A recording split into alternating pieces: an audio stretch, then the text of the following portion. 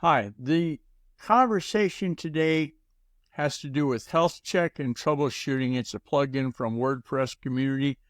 Let me show you what it looks like. Just a second.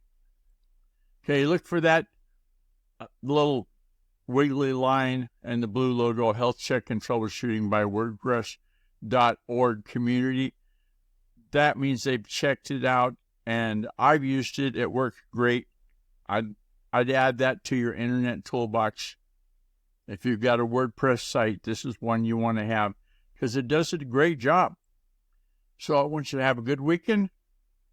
And if you already had the weekend, I'll have another one because you practice. Oh, and hey, contact me. Use the secure contact form on guyrcook.com.